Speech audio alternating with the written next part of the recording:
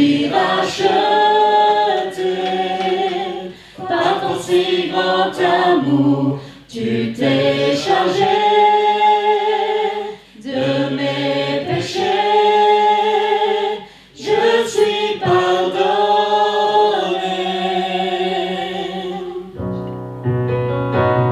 Je suis pardonné par ta mort sur la croix. Je suis racheté par ton si grand amour. Tu t'es chargé de mes péchés. Je suis pardonné.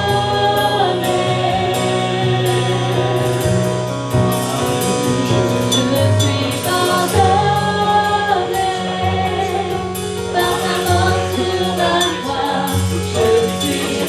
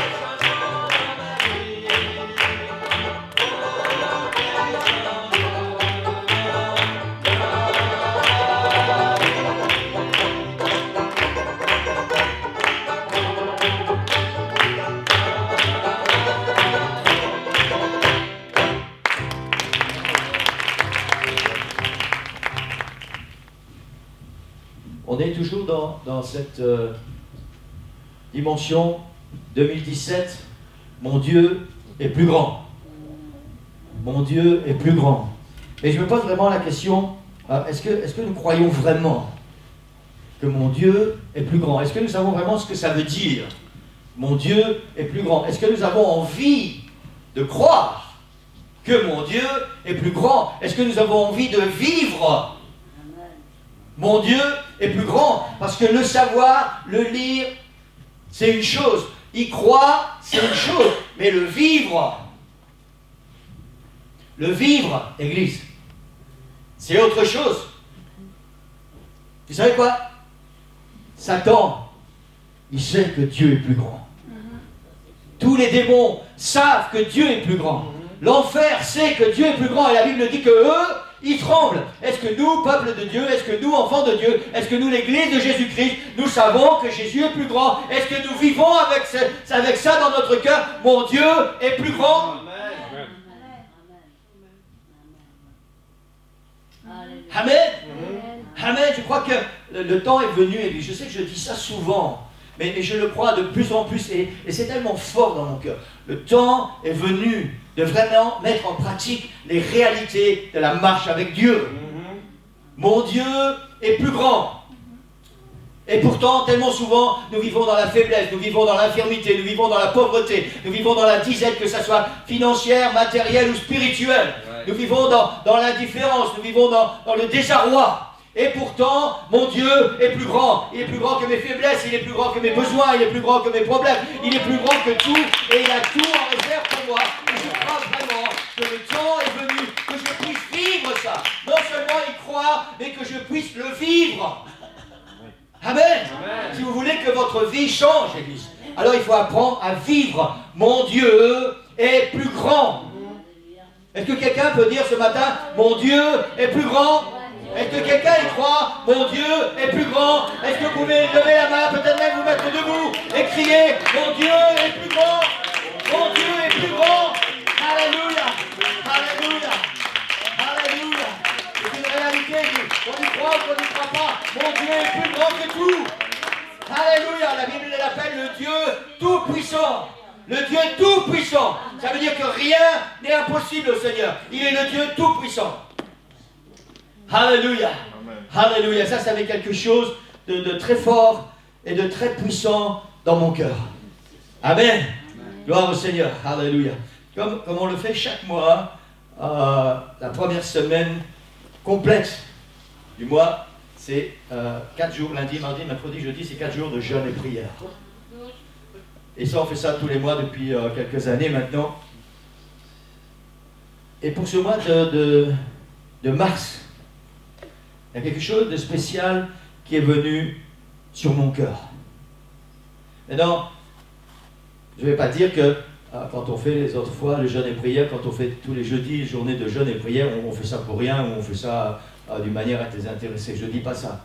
Mais pour cette semaine, qui va commencer demain, il y a quelque chose d'autre qui est venu sur mon cœur. Et je voudrais vous emmener en fait dans quelque chose de plus grand, dans quelque chose de puissant.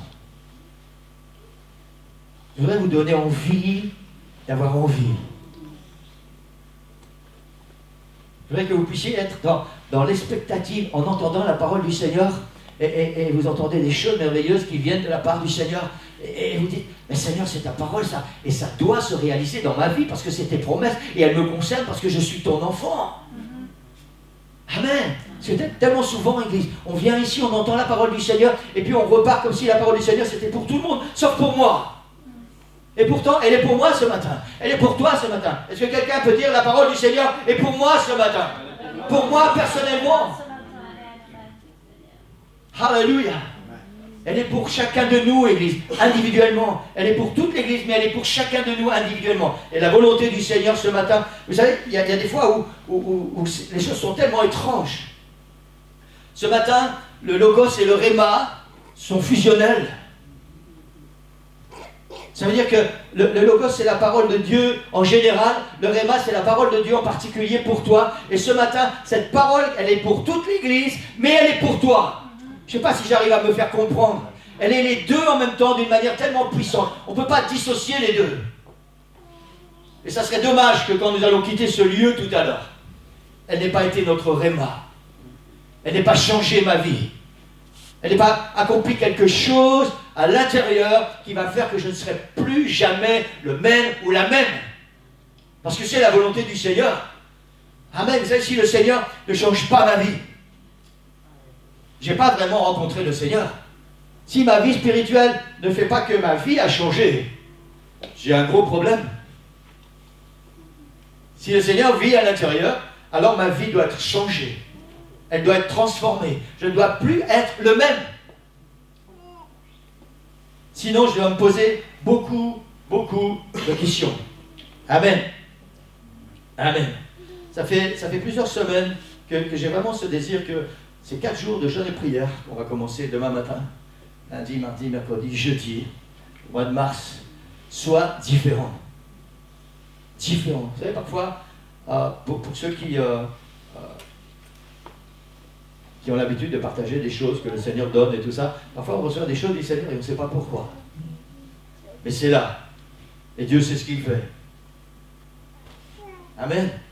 Et cette fois-ci, j'ai vraiment ce sentiment dans mon cœur. C'est pour ça que j'ai partagé ça avec vous depuis déjà quelques temps.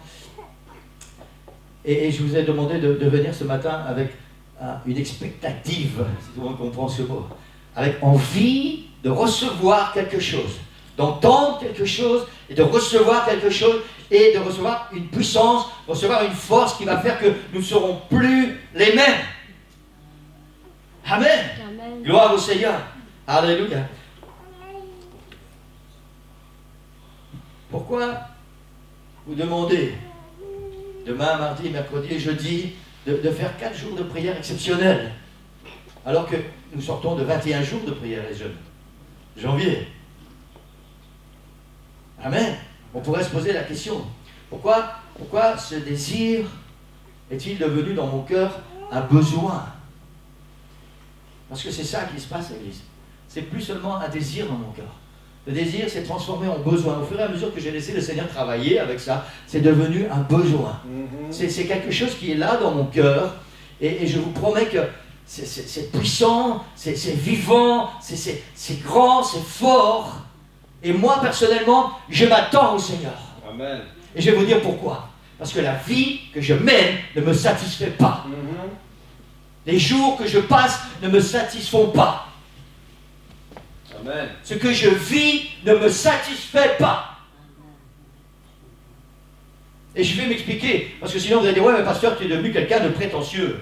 Non, je ne suis pas quelqu'un de prétentieux. J'ai simplement lu la parole du Seigneur, j'ai écouté la voix du Seigneur, et le Seigneur me dit, j'ai quelque chose de plus pour toi. Je suis plus grand que la vie que tu mènes pour l'instant. Je suis plus grand que tes problèmes. Je suis plus grand que tes besoins. Je suis plus grand que tout ce qui est là dans ta vie et qui pourrit ta vie et qui t'empêche de vivre épanoui avec moi. Amen. Et ça brûle dans mon cœur, Église. Et je veux le vivre. Et ce que le Seigneur a mis dans mon cœur, c'est que nous devons tous ensemble vivre ça. Vivre ça. Quelque chose de puissant, quelque chose de grand, quelque chose de réel. De réel. Je dois vous avouer que je ne sais pas comment exactement ça va se dérouler ce matin. Depuis 2 semaines, je suis dans mes notes, là, sur mes carnets, sur mon livre, sur le bureau, enfin mon grand cahier, là, et je note, et je note, et je note, et au fur et à mesure, il y a quelque chose qui vient. Je note, je note, je note. Et puis il y a des choses que j'ai prises, il y a des choses que je n'ai pas prises, il y a d'autres choses qui sont dans ma tête qui n'étaient pas notées. Et je ne sais pas vraiment comment le Seigneur va nous conduire ce matin. Mais je sais qu'il veut nous emmener quelque part. Amen. Je sais qu'il veut t'emmener quelque part. Il veut te sortir de cette situation qui pourrit ta vie. Il veut te sortir de cette situation de problème, de soucis, d'addiction. Et il veut te rendre libre, il veut te libérer, il veut t'emmener plus haut, il veut t'emmener sur ton lieu élevé, là où tu vas t'épanouir, là où tu vas t'éclater avec le Seigneur, là où tu vas devenir vraiment un enfant de Dieu, et où tu vas pouvoir regarder Satan dans les yeux et lui dire, tu as vu ce que le Seigneur a fait avec moi, tu as vu, Amen, Alléluia. Parce que c'est ça l'ambition. Vous savez, il y a des enfants de Dieu qui n'osent pas, même pas penser à ça, pouvoir dire à Satan, le regarder dans les yeux et lui dire, tu as vu ce que tu as fait de moi. Et il ne faut pas avoir honte, Église. Il ne faut pas avoir honte Parce que merci Seigneur, c'est pour ça qu'il est mort sur la croix. Pour faire quelqu'un de différent de toi. Pour faire un héros avec toi. Amen. Amen.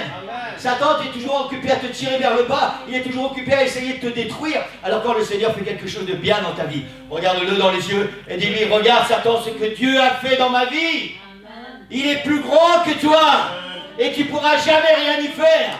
Et tant que je vais mettre ma confiance en lui, Satan ne peut rien contre moi. Amen. Amen. Alléluia. Alléluia. Gloire au Seigneur. Amen. Nous avons besoin, vous et moi, de quelque chose dans nos vies pour entrer dans une nouvelle saison. Une nouvelle dimension. Vous savez ce dont on parle régulièrement, ce qu'on a encore chanté ce matin. Une nouvelle saison est là pour moi. Église, j'ai une bonne nouvelle. Cette nouvelle saison, elle est vraiment là. Elle est là pour chacun de nous, elle est là pour moi et elle est là pour toi. Une nouvelle saison, une nouvelle dimension. Ça ne dépend pas de Dieu, il est plus grand que tout. Ça dépend simplement de toi ce matin. Comment tu vas accepter la parole du Seigneur dans ton cœur et comment tu vas donner l'opportunité au Seigneur de te faire entrer dans cette nouvelle saison. Et avant d'aller plus loin, Église, je voudrais vous affirmer une chose. C'est que les temps que nous vivons nous obligent spirituellement à entrer dans une nouvelle saison, dans une nouvelle dimension. Parce que où tu vas entrer dans cette nouvelle saison, dans cette nouvelle dimension, où tu vas mourir. Amen. Parce que les attaques vont être de plus en plus fortes, parce que les problèmes vont être de plus en plus grands, parce que les soucis vont être de plus en plus nombreux, et parce que le poids va être de plus en plus lourd sur ton épaule. Alors où tu entres dans cette nouvelle saison, et tu prends toutes les forces que Dieu te donne, et tu marches avec le Seigneur, où tu vas mourir. Moi, je veux entrer dans une nouvelle saison, Élie. Je veux entrer dans une nouvelle dimension. Je n'ai pas marché avec Dieu depuis tant d'années pour maintenant abandonner, pour maintenant me laisser écraser par l'ennemi. Amen. Il est vaincu, Église. Le Seigneur l'a vaincu il y a 2000 ans. À la croix, il n'a plus de pouvoir, il n'a plus d'autorité. Cette nouvelle saison, elle t'appartient. Cette nouvelle dimension, elle t'appartient.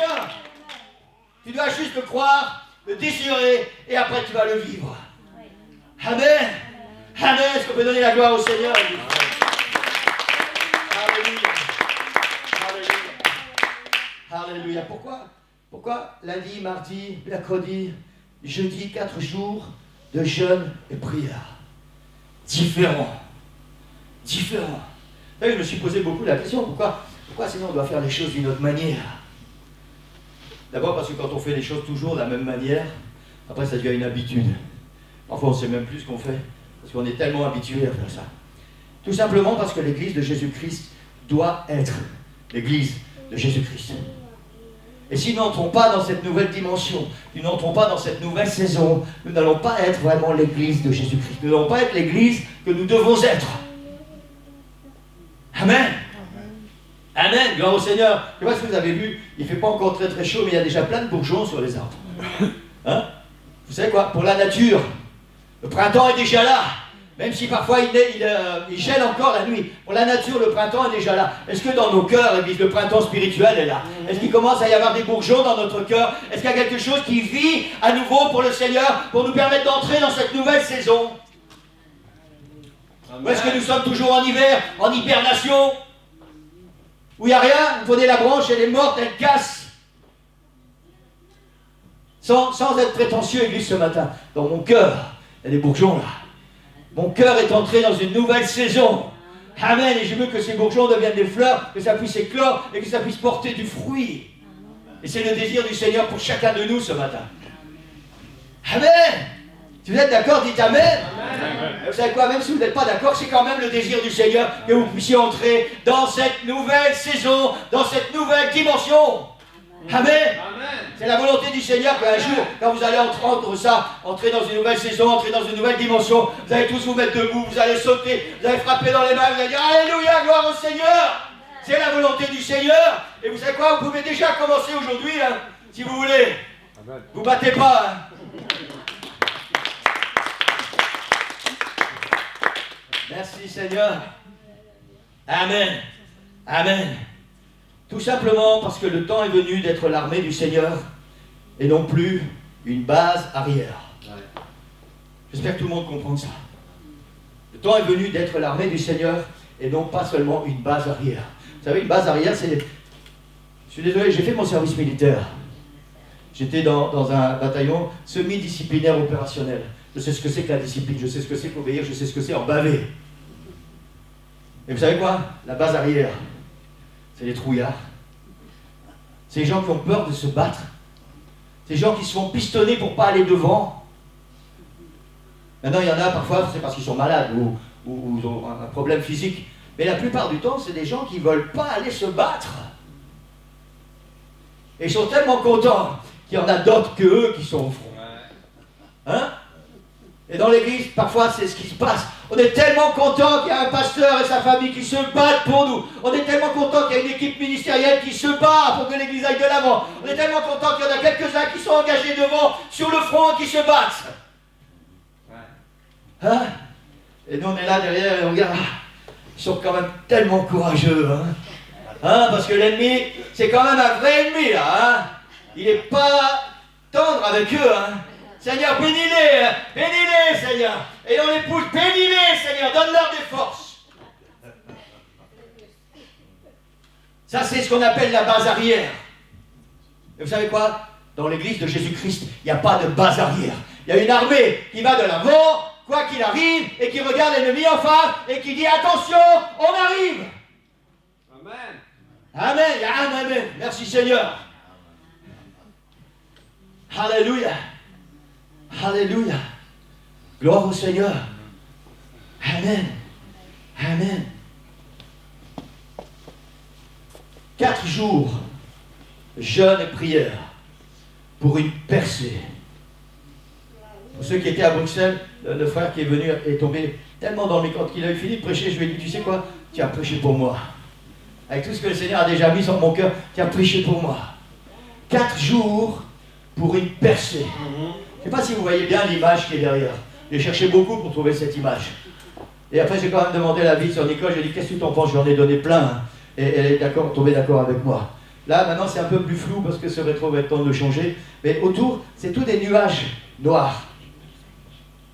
Et puis, il y a ce trou au milieu des nuages qui monte vers le ciel. Qui monte vers le ciel. Et c'est la parole du Seigneur ce matin. 4 jours de jeûne et prière pour une percée dans ta vie. Ça veut dire que là où ton plafond c'est des nuages, là où ton plafond c'est des problèmes, où ton plafond c'est des soucis, là où tu ne vois plus rien venir, alors ces 4 jours de jeûne et prière, tu vas pouvoir les utiliser pour que le Seigneur trouve cette masse nuageuse et qu'il y ait une percée qui t'amène à nouveau dans la présence du Seigneur. Et vous savez quoi, les nuages qui sont après, les nuages sont bons et au final c'est le ciel bleu, c'est la présence de Dieu. Et ça c'est le but de la prédication de ce matin. 4 jours pour une percée dans ta vie. Amen. Amen. Amen. Maintenant, vous savez, on a 2 possibilités ce matin. Si on est content avec la vie qu'on mène, on est content avec nos petits besoins, nos petits soucis, nos petits problèmes, et on dit, oh, ça pourrait être pire. Et puis cette parole ne vous semble pas vraiment vous concerner, vous êtes quand même les bienvenus pour rester jusqu'à la fin de la réunion. Soit vous avez vraiment envie que votre vie change, soit vous en avez vraiment marre de cette vie que vous menez, des soucis qui sont là, des problèmes qui sont là, des choses qui durent depuis tellement d'années, de vos addictions, des péchés qui sont dans votre vie dont vous n'arrivez pas à vous débarrasser, des situations qui sont là, qui vous pourrissent la vie et on dirait qu'il n'y a rien qui va changer. Alors si vous en avez marre de ça ce matin, j'ai une bonne nouvelle. Lundi, mardi, mercredi, jeudi, on va jeûner, on va prier, on va intercéder, on va se battre pour une percée dans nos vies spirituelles, pour que le Seigneur puisse à nouveau toucher nos vies et que nos vies soient différentes. Amen. Amen. Gloire au Seigneur. Alléluia. Cela veut dire que 4 jours pour une percée, si tu le veux, et seulement si tu le veux avec tout ton cœur, tu n'es plus obligé de subir. Tu n'es plus obligé de subir. Amen. Amen. Tu peux devenir celui qui prend les choses en main et qui décide. Amen. Amen. Vous savez, ce frère qui est venu à Bruxelles, il a expliqué comment Satan a fait la plus grande bourde de sa vie. Quand il a tout fait pour crucifier Jésus. Son seul objectif, c'était de crucifier Jésus parce qu'il savait que Jésus était Dieu. Et il ne voulait pas que le ministère de Jésus s'accomplisse. Ouais. Mais il y a une chose qu'il a oubliée, c'est que Jésus devait mourir pour que nous puissions nous vivre, pour qu'il y ait l'église aujourd'hui. Amen. Et c'est ce que Satan fait tout au long de sa vie. Il fait que des bourres, et chaque fois qu'il envoie des problèmes dans votre vie, chaque fois qu'il envoie des soucis, il oublie que nous avons un Dieu qui est plus grand. Amen. Et que ces soucis vont nous aider à aller plus loin, ils vont nous aider à aller plus haut, ils vont nous aider à grandir. En réalité, ils vont être une bénédiction pour nous. On pourrait presque lui dire merci Satan. Presque. Ne le faites pas. Hein. Ne parlez même pas avec lui. Sauf s'il vient pour vous embêter, dites-lui Satan dégage. Les seules fois où vous pouvez vous parler avec lui, Satan dégage. Faut qu'on va-t'en. Loin, loin, loin. Amen. Amen. Gloire au Seigneur. Alléluia. Il y a un gros amoncellement de nuages au-dessus du peuple de Dieu qui fait que nous avons du mal à voir le soleil. Je parle dans nos vies spirituelles. Vous savez, plus les jours sont passés, depuis que j'ai reçu tout ça dans mon cœur, plus les jours sont passés, et plus, je vais dire au travers de chacun de vous, ce que j'ai entendu, ce que j'ai vu, je me rends compte combien cette parole est vraiment pour nous ce matin. Je me rends compte combien d'entre nous avons besoin d'une percée, avons besoin que ce gros ciel de nuages, à travers duquel on ne voit plus le soleil, il y ait un trou qui se fasse, il y ait une percée, pour que nous puissions à nouveau avoir de l'espoir dans le Seigneur, que nous puissions à nouveau mettre notre confiance dans le Seigneur, et que nous puissions le laisser agir dans nos vies. Amen. Amen. Je me suis rendu compte que aussi bien vous que moi, on a laissé les situations s'installer dans nos vies, perdurer dans nos vies, et travailler avec nous. Et au final, toutes ces situations, tous ces nuages noirs, ils finissent par nous détruire. Vous savez quoi? On ne peut pas vivre sans le soleil, Église. On ne peut pas vivre sans le soleil. Nous ne pouvons pas vivre sans la présence de Dieu. Nous ne pouvons pas vivre sans la victoire. Nous ne pouvons pas vivre sans accéder dans la présence du Seigneur. Sinon, on peut porter le nom de chrétien, mais nous sommes morts. Amen. Alléluia. Alléluia. Gloire au nom du Seigneur. Amen. Quand je regarde l'église dont je fais partie, je vois des hommes et des femmes occupés à se battre contre les puissances des ténèbres sans obtenir la victoire. Je parle d'une manière générale. Je vois des enfants de Dieu qui plient sous le poids de leur fardeau dont ils n'arrivent pas à se libérer. Je vois des enfants de Dieu liés par toutes sortes de péchés, d'addictions, enchaînés par le péché, parfois même sans s'en rendre compte.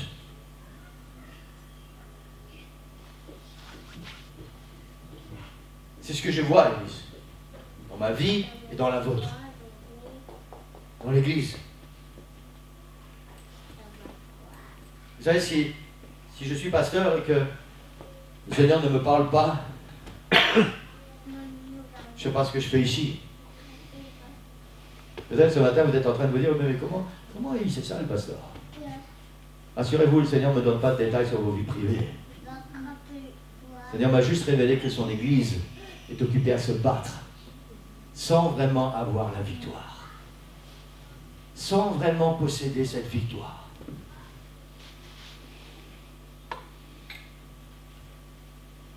Et je suis venu ce matin pour vous dire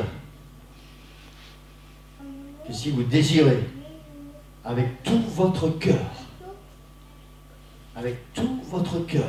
et si vous vous impliquez avec tout votre cœur, ces 4 jours de jeûne et prière vont changer votre vie. Je suis convaincu de cela, Église. J'en suis convaincu. Ces 4 jours de jeûne et prière doivent être 4 jours de jeûne et prière différents. Amen. Des autres fois. Des jours de jeûne et prière qui vont vraiment changer nos vies, révolutionner nos vies. Amen. Si nous nous impliquons avec tout notre cœur, si nous y mettons tout ce que nous avons. Amen. Amen. Amen. Si nous faisons ça avec nonchalance, alors vous allez finir ces 4 jours de jeûne et prière, si vous faites 4 jours de jeûne et prière, sans que vos vies n'aient changé. Sans qu'il se soit passé quoi que ce soit dans vos vies. Mais si vous y mettez tout votre cœur, si vous vous impliquez à fond, je vous promets que ces 4 jours de jeûne et prière vont changer vos vies. Changer vos vies. Amen. Amen. Gloire au Seigneur. Alléluia. Je ne parle pas ce matin des petits bobos de la vie. Hein, vous savez, une facture qu'on a reçue qu'on n'attendait pas parce qu'on a consommé trop d'électricité ou voilà, on a... je ne parle pas des petits bobos de la vie. Petite facture supplémentaire qu'on devra payer parce que c'est comme ça, c'est la vie, une voiture qui tombe en panne et il faut réparer la voiture. Je ne parle pas de ça, Église. Ce matin, je parle de l'Église, je parle de notre vie spirituelle, je parle de ces combats que nous menons dans la vie spirituelle, entre la chair et le sang, contre les puissances qui sont dans les lieux célestes. Je parle de ça, Église, ce matin. Je parle de ces problèmes-là, je parle de ces besoins-là, je parle de ces soucis-là, des choses qui nous empêchent de nous épanouir spirituellement, d'être vraiment accomplis dans notre ministère et de pouvoir faire ce que Dieu attend de nous. Je parle de ça, Église, ce matin. Pas des petits bobos de la vie. Je parle de ce qui a un rapport direct avec notre marche avec Dieu, notre épanouissement spirituel et notre ministère. Amen. Vous savez, si je reçois une facture inattendue ou si ma voiture tombe en panne, c'est vrai que ça va me bouleverser si je n'ai pas d'argent pour payer la réparation.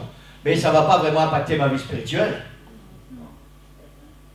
Je vais aller voir le Seigneur et lui dire, papa, je n'ai pas de sous, mais toi, tu en as plein sur ton compte. Hein. Voilà, c'est tout. Ça ne va pas vraiment impacter ma vie spirituelle. Je parle, Église, de ce qui impacte notre vie spirituelle, ce qui nous empêche de grandir, parfois ce qui nous pourrit la vie spirituellement, ou ce qui fait que nous devenons rétrogrades. C'est de ça que je parle ce matin. Et c'est pour ça qu'on a besoin d'une percée dans notre vie spirituelle, une réelle percée, Église. Amen. Je ne sais pas si on réalise ce que ça veut dire. Vous savez, quand vous êtes dans un orage, quand le ciel est tellement noir, il y a des éclairs partout, et vous devez vous abriter, vous ne savez plus vraiment où vous abriter parce qu'il pleut partout, il pleut des cordes, et puis on n'a pas vraiment d'endroit pour s'abriter. Et puis d'un seul coup, il y a une petite lumière qui commence à poindre là, au-dessus d'un nuage, et puis cette lumière s'agrandit, et puis enfin, le beau temps est de retour. Je parle de cette percée, Église, où le temps est enfin favorable pour nous, pour notre vie spirituelle, où on touche à nouveau la main du Seigneur, où on voit à nouveau le regard du Seigneur, on voit le trône de Dieu, et on dit, Seigneur, j'ai à nouveau une communion avec toi. Je me sens fort à nouveau, je me sens vivre à nouveau. Je parle de ça, Église, ce matin. Amen. Amen. Amen.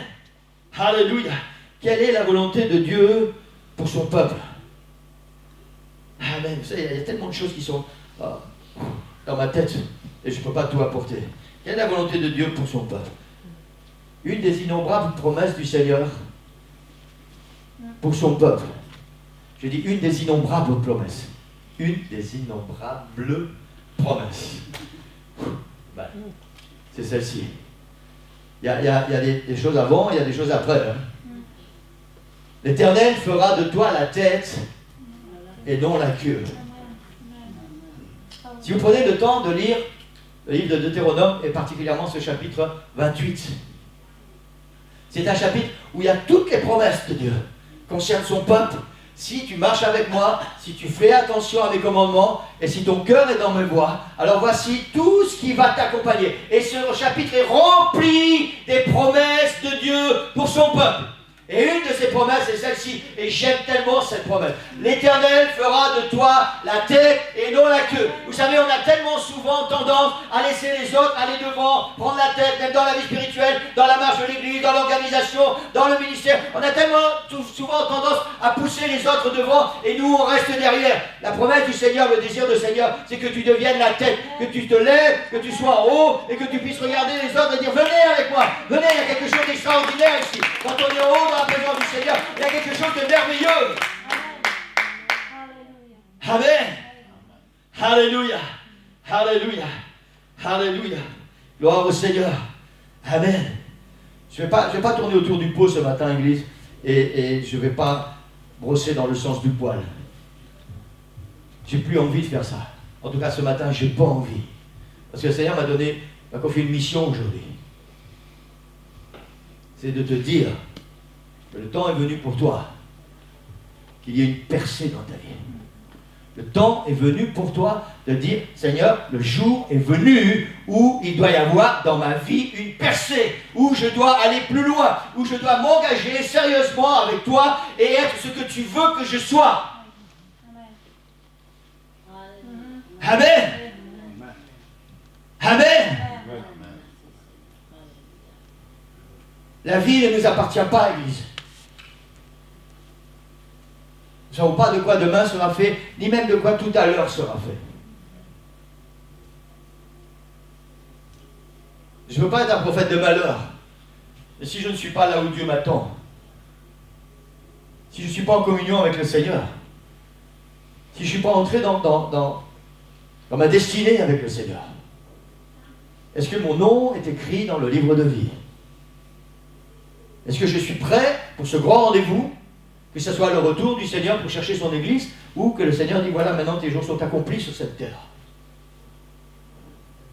Est-ce que quand je vais arriver dans sa présence, je vais pouvoir regarder le Seigneur en face, parce que c'est le but, pouvoir regarder le Seigneur en face, pas effrontément, mais pouvoir lire dans ses yeux cet amour et dire, Seigneur, tu vois, j'ai fait de mon mieux. Je n'ai pas toujours été bon, mais j'ai fait du mieux que j'ai pu, et j'ai été fidèle jusqu'au bout. Et le Seigneur va dire, bon et fidèle serviteur, entre dans la joie de ton maître, parce que ton nom est écrit dans le livre de vie.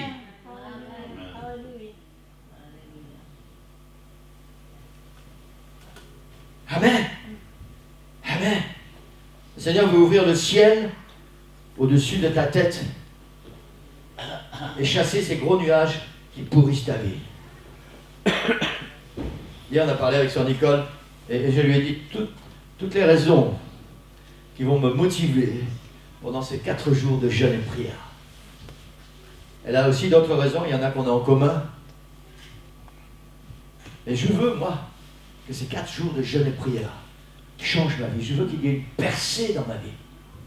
Je veux que ces nuages noirs qui pourrissent ma vie et qui m'empêchent d'être au top spirituellement, je veux que ces nuages, le Seigneur puisse les chasser et que je m'élève et que je sois là où Dieu m'attend.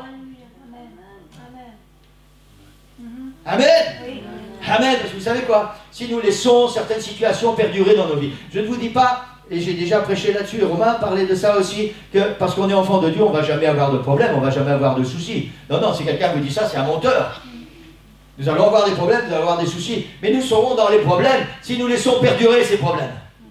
Si nous les acceptons tels qu'ils sont et dire, ah ben c'est la volonté de Dieu. Non, la volonté de Dieu c'est que tu sois fort. La volonté de Dieu c'est que tu puisses surmonter tes problèmes, c'est que tu puisses te battre et être victorieux pour devenir plus fort et affronter les problèmes qui vont venir après. Ça c'est la volonté de Dieu. Qu'il y ait une percée dans ta vie et que ces nuages noirs qui viennent pourrir ta vie puissent dégager et que tu puisses à nouveau t'épanouir avec Dieu. Ça c'est ce que Dieu attend. C'est ce que Dieu veut pour chacun de nous. Amen. Et vous savez quoi? Je suis tellement reconnaissant au Seigneur pour ça. Parce que si le Seigneur se contente de ce que ma vie est pour l'instant, avec tous ces nuages qui sont au-dessus de ma tête, eh ben moi je me dis que le Seigneur ne m'aime pas vraiment alors. Parce qu'il sait que ma vie est pourrie. Il sait que ma vie me rend triste. Il sait que je mène des combats tout le temps, tous les jours. Parce qu'il y a des situations dans lesquelles on doit sortir.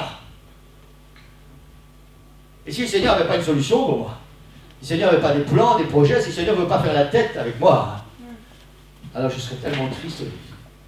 Tellement triste. Amen. Et le Seigneur a des projets pour ma vie. Amen. Le Seigneur veut te délivrer de tes addictions. Vous savez, maintenant, dans nos églises modernes, il ne faut surtout plus parler de péché. Ouais, ça c'est vrai. Parce que les chrétiens sont choqués. Parce que les chrétiens vivent dans le péché, avec le péché, et s'en accommodent très bien. Et il ne faut surtout pas venir les déranger dans leur petit confort. Amen. Si vous saviez le nombre de fois où le Seigneur me parle par rapport à ça, pour ma vie, pour ma vie. Moi je demande au Seigneur, Seigneur, pourquoi on n'arrive pas à aller plus loin? Pourquoi ceci dans ma vie? Pourquoi ceci dans l'église? Seigneur, on est des tourdoirs. Et chaque fois, vous savez ce qu'il y a? Le péché. Le péché.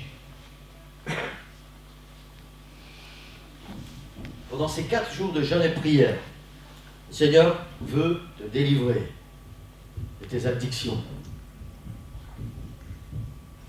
Attention à ce que tu vas dire, hein, pasteur. Le Seigneur veut te délivrer de l'alcool. Le Seigneur veut te délivrer du tabac. Le Seigneur veut te délivrer des mauvaises lectures. Le Seigneur veut te délivrer de la télé, des jeux, des réseaux sociaux, de tout ce qui te lie. À partir du moment où tu essaies de ne pas le faire, et que tu n'y arrives pas, tu es lié. Et le Seigneur veut te délivrer de ça. 4 jours de jeûne et prière pour une percée dans ta vie. Mais tu dois le désirer avec tout ton cœur.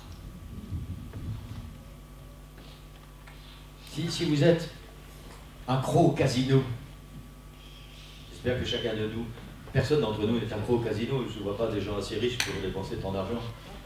Et comme ça, je donne un exemple qui ne concerne personne ce matin. Si vous êtes accro au casino, et que pendant ces 4 jours de jeûne et prière, vous avez vraiment tout votre cœur pour le Seigneur, je vais être libéré de ça. Je veux que tu me rendes libre, Seigneur. Et je vais me battre. Et je vais te donner quelque chose pendant 4 jours. Je vais lutter pour avoir la victoire. Alors le Seigneur va vous donner la victoire. Maintenant, je ne sais pas quel est votre casino. Ni à quoi il ressemble. La volonté de Dieu, c'est que si vous allez vous battre pendant ces 4 jours, dire Seigneur, je veux être libéré. Alors le Seigneur va te libérer. Amen. Le Seigneur va te donner la victoire. Amen. Ça, je le sais. Le Seigneur veut te donner la victoire sur ton manque de volonté. J'ai fait une différence ce matin. Tu voudrais bien. Mais pas tu veux. Vous savez, c'est différent. Je voudrais bien et je veux. Je ne sais pas si vous saisissez la différence. Je voudrais bien. Je veux. C'est pas pareil, Église. Amen. Tu ne trouves pas cette étincelle qui va te propulser dans un désir profond, qui va faire que tu vas arrêter de dire « Ah, je voudrais bien être libéré de ceci. Ah, je voudrais bien un jour arrêter. » Et tu vas dire « Je veux être libre au nom du Seigneur et je vais profiter de ces 4 jours de jeûne et prière pour me battre et donner tout ce que j'ai à donner pour avoir la victoire au nom de Jésus. » Ça, c'est ce que le Seigneur veut. Et c'est ce qu'il va te donner si tu te bats avec tout ton cœur. Amen. Amen. Alléluia. Il veut que tu prennes la victoire sur toutes ces choses que tu voudrais voir changer dans ta vie. Je vais dire, sœur Nicole, cette semaine, la semaine dernière, je me suis pris dans mes rêves. J'avais gagné 5 000 € à vie par mois.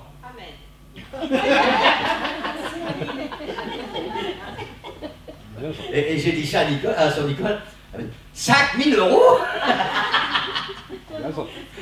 Waouh! Seigneur, je veux. Amen. Et vous savez quoi? J'ai déjà réfléchi, si ça arrivait en vrai. Comment? Non, pas seulement pour moi. Comment je pourrais aider ceux qui ont besoin? Et j'ai dit, Seigneur, ce serait tellement merveilleux qu'à mon tour, je puisse être une bénédiction. Amen. On pourrait acheter une église, parce qu'avec 5 000 €, avec la moitié, j'ai plus qu'assez pour vivre. Et avec le reste, on peut payer le crédit. Amen. Ça, et puis votre dîme, et bien voilà, on a une belle église.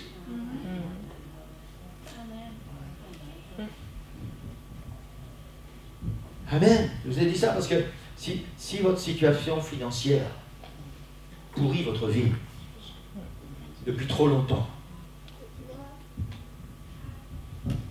4 jours de jeûne et prière, parce que ce n'est pas la volonté de Dieu.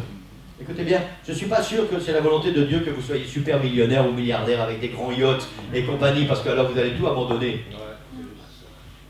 Mais ça n'est pas la volonté de Dieu que vous viviez dans la misère et la pauvreté.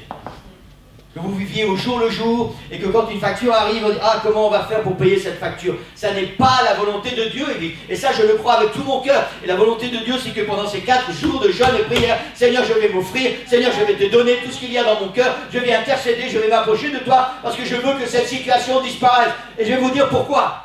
Parce que si vous êtes obnubilé avec ce manque d'argent, vous ne pouvez pas vraiment vous épanouir dans votre vie spirituelle. Amen. Il y a toujours quelque chose qui vous freine. Même si, je ne sais pas si c'est par prétention ou par manque de connaissance, oui, mais le Seigneur a toujours pris soin de mes besoins, il va continuer à le faire. Et bien sûr, le Seigneur a pris soin de vos besoins. Bien sûr qu'il va continuer à le faire. Mais ça n'est pas la volonté du Seigneur qu'un enfant de Dieu soit dans la misère. Et ça, je le crois de tout mon cœur, Église. Amen. Et vous savez quoi? Dans Malachie, je vais aller vite parce que le temps passe trop vite. En Malachie, enfin, on pourrait penser que Dieu ne s'intéresse pas à notre argent, mais si, Dieu s'intéresse à notre argent. Nous on ne veut pas que Dieu parle de notre argent. Différent. Mais lui, il s'intéresse. En Malachie, le Seigneur parle de l'argent. Il dit apportez à la maison de l'Éternel vos dîmes et vos offrandes, tout ce qui appartient à votre Dieu. Et le Seigneur fait une promesse. Il dit, et vous verrez, si je n'ouvre pas pour vous les écluses des cieux. Ça veut dire, mettez-moi à l'épreuve, faites ce que vous avez à faire, et vous allez voir si je ne vais pas vous bénir. Vous savez quoi? C'est écrit quoi dans Malachie? Et tu vas voir si quand tu vas recevoir une facture, je ne vais pas t'aider à payer ta facture. Non, le livre de Malachie dit, si je n'ouvre pas pour vous les écluses des cieux. Ça, c'est la volonté de Dieu pour ta vie. Amen. Vous savez, on ne doit jamais oublier une chose, Église, c'est que l'argent, c'est le Dieu de ce monde. Et si nous sommes en manque d'argent, nous allons devoir travailler, nous allons chercher comment nous allons pouvoir gagner un peu d'argent pour pouvoir payer nos factures. Et pendant ce temps-là, nous mettons notre vie spirituelle de côté et nous passons des nuits blanches et nous attrapons des cheveux blancs. Alors que le Seigneur dit simplement, mets-moi à l'épreuve, fais-moi confiance. Fais-moi confiance. Maintenant, je ne vous parle pas d'argent ce matin. Je ne suis pas en train d'enseigner sur la dîme. C'est pas ça que je suis occupé à faire. Bien que c'est ce que le Seigneur est en train de nous dire. Si tu donnes à Dieu ce qui lui appartient, tu vas voir comment il va prendre soin de toi. Amen. Vous savez quoi, Sœur Nicole et moi, on est une preuve vivante que cette parole est réelle. Amen. Réelle. Et si on est ici aujourd'hui, c'est parce qu'un jour, quand on était dans la misère, quand on avait les huissiers à la maison, on n'avait même pas assez d'argent pour payer nos factures et on devait encore donner à manger à nos 3 enfants. Pasteur Tchoula est venu, il nous a dit, tu sais quoi, tu veux être béni dans tes finances, alors donne ta dîme. Amen. Et j'ai regardé Pasteur Tchoula dans les yeux, j'ai dit, mais Pasteur, tu sais même pas de quoi tu parles. On n'a même pas assez d'argent pour payer nos factures, après on doit nourrir nos enfants et tu dis, donne ta dîme. Et il nous a dit, c'est ce que le Seigneur te dit. J'ai rien d'autre pour toi. Et on a mis ça en pratique. Et vous savez quoi? Si on n'avait pas mis ça en pratique, on ne serait jamais sorti de la situation dans laquelle on était. Amen. Jamais.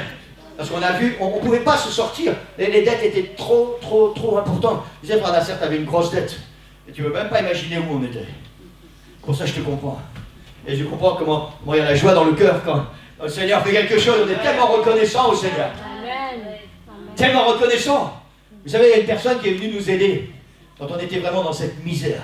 Vous savez, on était à la limite de la dépression. Sœur Nicole était dans la dépression. Quelqu'un est venu pour nous aider. Il nous a apporté un steak pour moi. Parce que je devais aller travailler. Et croyez-moi ou pas, du papier de toilette. C'est toute l'aide qu'on a reçue. Le steak, je veux bien, parce que j'avais besoin de vitamines pour aller travailler, je devais quand même gagner un peu d'argent. Amen. Quelle est cette percée dont tu as besoin dans ta vie? Dans quel domaine de ta vie le Seigneur doit agir, doit travailler? Peut-être c'est dans ta santé. Peut-être tu n'es pas bien, tu es malade, il y a quelque chose dans ton corps depuis tellement longtemps, puis tu t'es fait une raison. C'est comme ça et ça ne va pas changer. Je suis ici pour te dire ce matin que si tu te consacres au Seigneur pendant 4 jours dans le jeûne et la prière, et tu dis Seigneur, je ne veux plus subir cette situation d'être malade dans mon corps, je veux vivre comme tout le monde, je veux que tu puisses me guérir. Le Seigneur va faire ce qu'il a à faire dans ton corps. Il va te guérir dans ton corps, il va te guérir dans ton âme, et il va te guérir dans ton esprit.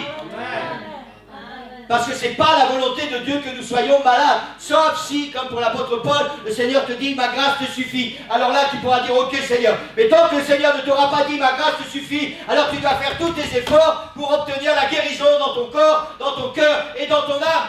Amen. Pourquoi vous croyez que je suis ici derrière ce pupitre ce matin et je peux marcher comme ça, je peux même sauter? Hein? Parce que quand il y a eu cette fameuse hernie discale qui m'a cloué pendant 6 semaines dans une chaise roulante, pendant plusieurs mois avec de la morphine, je n'ai pas accepté cette situation. Et j'ai dit, Seigneur, si je dois toujours rester comme ça infirme, je vais mourir. Moi j'ai besoin de marcher, j'ai besoin de danser, j'ai besoin de sauter pour toi. Et j'ai refusé cette situation. Et je suis là où je suis maintenant. C'est pas de l'orgueil. Ça veut juste dire que le Seigneur est fidèle. Et si tu mets ta confiance, alors le Seigneur va bénir. Maintenant, si tu te plais comme tu es, si tu es malade et que tu te trouves bien malade, que Dieu te bénisse. Mais il y a autre chose pour toi. Amen. Je ne parle pas seulement de ton corps, je parle de ton cœur, je parle de ton âme. Si tu es dépressif, si tu es malade dans ton âme, le Seigneur a quelque chose de grand pour toi. Il y a une percée. Le Seigneur veut faire une percée dans ton nuage, là, quelque part, il veut faire une percée. Et il veut que tu vois à nouveau sa main et que tu puisses respirer une bouffée d'oxygène et dire Seigneur, merci Seigneur, on va commencer à aller quelque part ensemble. Amen. Amen. Alléluia. Et quelqu'un dit Amen? Gloire au Seigneur. Alléluia. Alléluia. Qu'est-ce qui t'empêche d'entrer dans cette nouvelle dimension? Ou, ça j'ai reçu ce matin. C'est comme tous les dimanches, j'étais levé très tôt. De toute façon, on n'avait pas le choix, les Juifs sont passés. Si je n'étais pas réveillé, à 4 heures, ils ont quand même commencé à sonner leur tambour.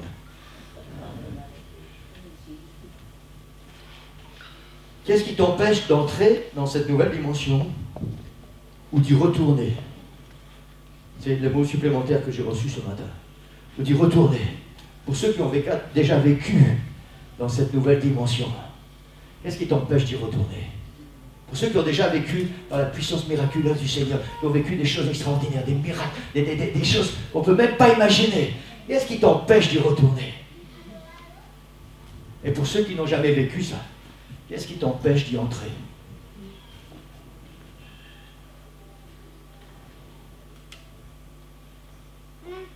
Mauvaise habitude dans ta vie peut-être. Mauvaise gestion de ta vie. Manque de motivation. Mauvaise utilisation de ton temps.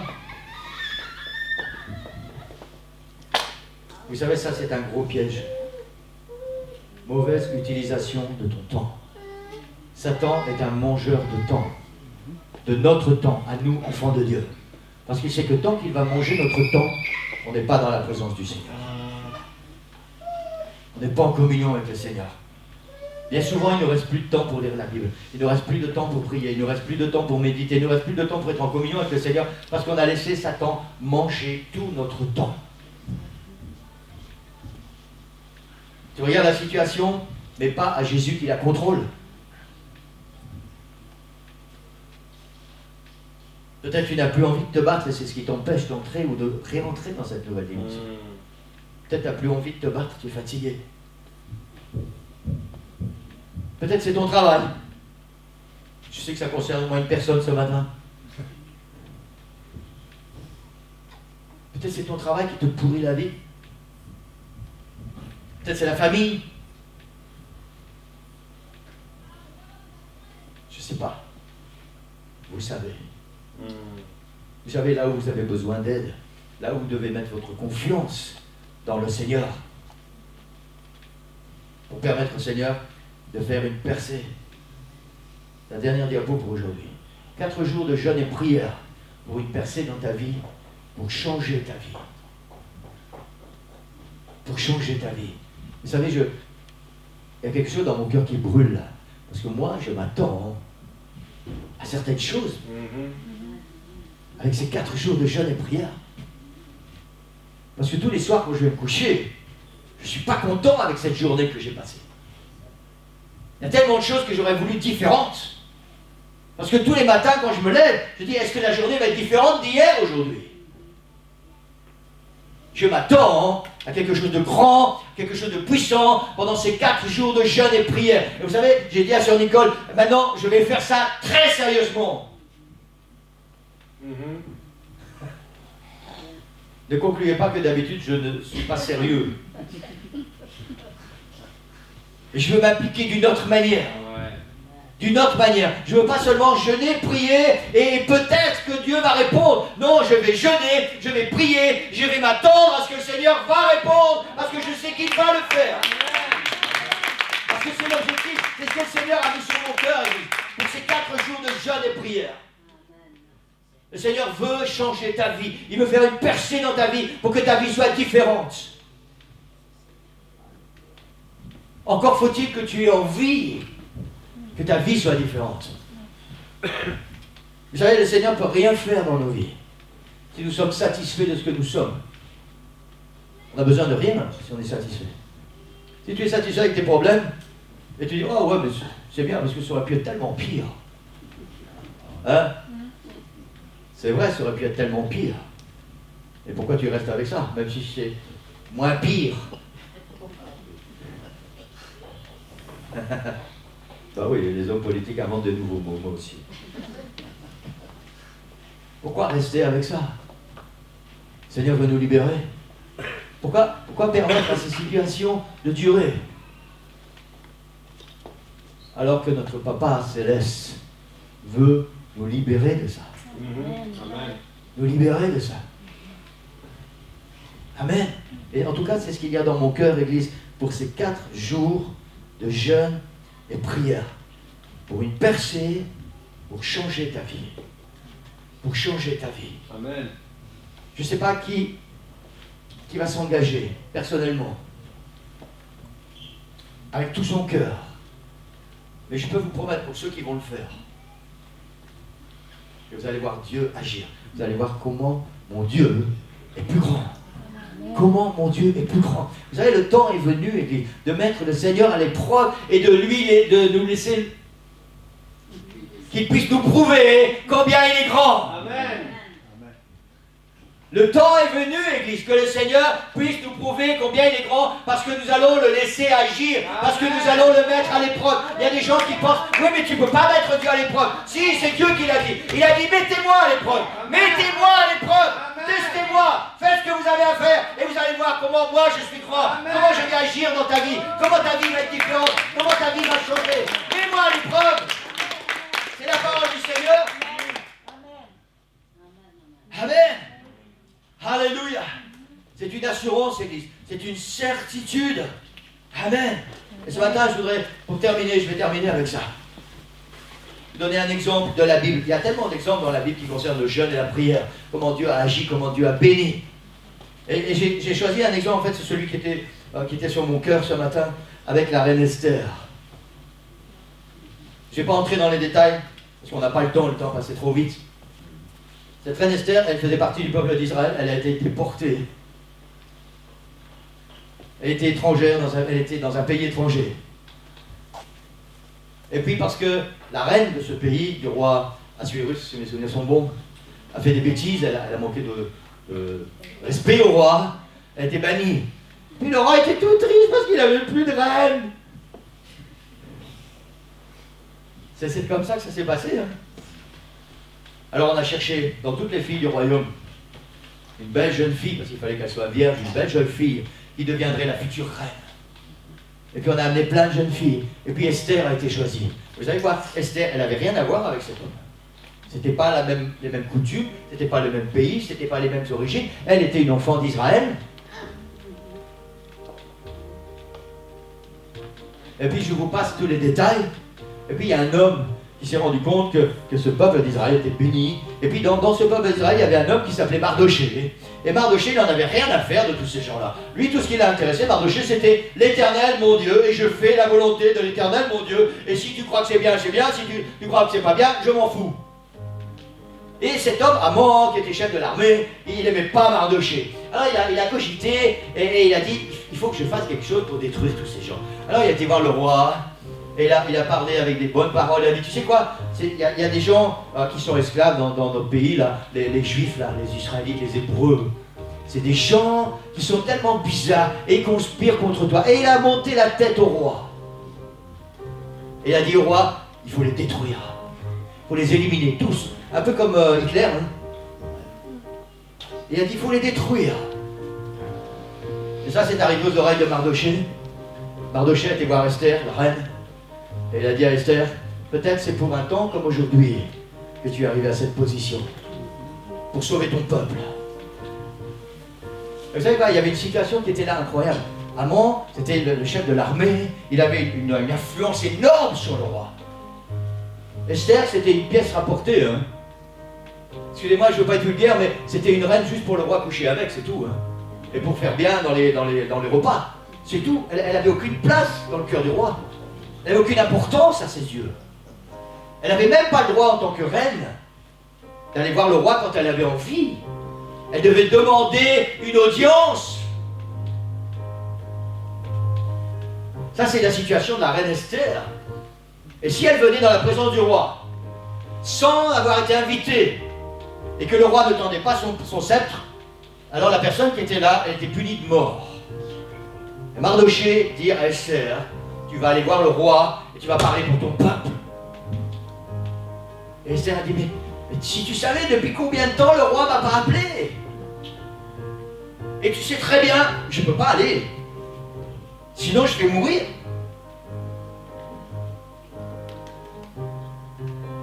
Alors Esther a décidé, elle a dit à Mardoché, tu dis à tous les gens de notre peuple, en 3 jours, jeûner, prier sans manger, sans boire. Moi et mes servantes, on va faire la même chose. On va prier, jeûner, sans manger, sans boire pendant 3 jours. Et dans 3 jours, je vais me présenter devant le roi. Et il arrivera ce qui arrivera. Et ils ont jeûné, ils ont prié. Et au bout de 3 jours, la reine Esther s'est présentée devant le roi sans autorisation. Et la Bible dit que le roi, il a vu Esther, ah, ma reine! Et il a tendu son sceptre. Et elle a pu accéder dans la présence du roi. Et il a dit, qu'est-ce que tu veux, ma reine? Pas ma reine, hein, ma reine. Oui, parce que c'est pas vous analyse, mais parfois, pas écouter. Et alors Esther a pu épancher son cœur. Elle a dit, tu sais quoi? Il y a quelqu'un dans ton entourage. Il veut que je meure. Et que mon peuple meure. Et il s'est passé quelque chose dans le cœur du roi. D'un seul coup, il a aimé cette femme. Et il n'a pas voulu que quelqu'un puisse lui faire du mal, ni à elle, ni à son peuple. Et au final, le résultat de ces 3 jours de jeûne et prière, c'est que cet homme, ce méchant homme, est mort, lui. Et le peuple de Dieu a prospéré. Et Mardoché a été élevé. Mettez-moi à l'épreuve, dit le Seigneur. Mettez-moi à l'épreuve. Tu penses que humainement c'est pas possible? Esther pensait que c'était impossible d'aller trouver le roi. Impossible, elle allait mourir. Et au final, elle a dit, tant pis, si je dois mourir, je vais mourir, mais je vais quand même le faire. Amen. Amen. Rien n'est impossible au Seigneur. Amen. Rien n'est impossible pour ta vie. Il y a une percée qui est là pour toi, pour chacun de nous. Il faut juste qu'on puisse y croire. Amen. Et je vais terminer avec ça ce matin. J'ai encore beaucoup de choses à dire, mais je vais terminer maintenant. Je ne sais pas depuis combien de temps. Vous savez, j'ai vécu des expériences dans ma vie qui ont fait que on veut des choses, on veut que ça change dans nos vies. Mais on le veut vraiment. Parce que parfois on le veut sans vraiment le vouloir. Mais on le veut vraiment. Hein. Et puis on n'arrive pas. Et puis on lutte, on se bat, on arrive, on chute, on arrive, on chute, on arrive, on chute. Et il y a un moment dans ta vie où le Seigneur met quelque chose sur toi.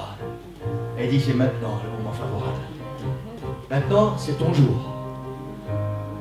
Maintenant, lundi, mardi, mercredi, jeudi, je vous donne l'opportunité pendant 4 jours de jeûner de prier et de me mettre à l'épreuve. Et tu vas voir si je ne vais pas ouvrir pour toi les écluses des cieux. Tu vas voir si je ne vais pas te donner la force, si je ne vais pas te donner le courage, si je ne vais pas te guérir, si je ne vais pas répondre à tes prières, si je ne vais pas changer ta vie. Je ne sais pas ce qu'il y a dans vos cœurs, Église. S'il y a quelque chose dans votre vie, laissez-moi vous dire avant d'aller dans le reste. Si tu n'as pas envie de changer, de donner au Seigneur ce qui est dans ta vie et qui t'empêche d'avoir cette percée, tu vas toujours continuer comme tu es. Et peut-être même qu'un peu à la fois, tu vas mourir. Parce que le péché va manger ta vie. Mais si tu décides, Seigneur, je vais me battre. Je vais me battre. Seigneur, dans quelques temps, je vais aller derrière ce pupitre et je vais témoigner combien tu es grand. Amen. Je vais me battre, Seigneur. Je vais jeûner, je vais prier, je vais te mettre à l'épreuve et je vais pouvoir témoigner combien tu es grand. Alors je vous promets que le Seigneur va répondre à votre prière. Si vous avez des faiblesses, le Seigneur va vous donner la force. Si vous n'arrivez pas à quelque chose, le Seigneur va faire que vous allez pouvoir y arriver. Si vous êtes malade, le Seigneur va vous guérir. S'il y a des situations dans votre vie qui semblent ne jamais pouvoir changer, vous allez voir ce que Dieu va faire dans vos vies.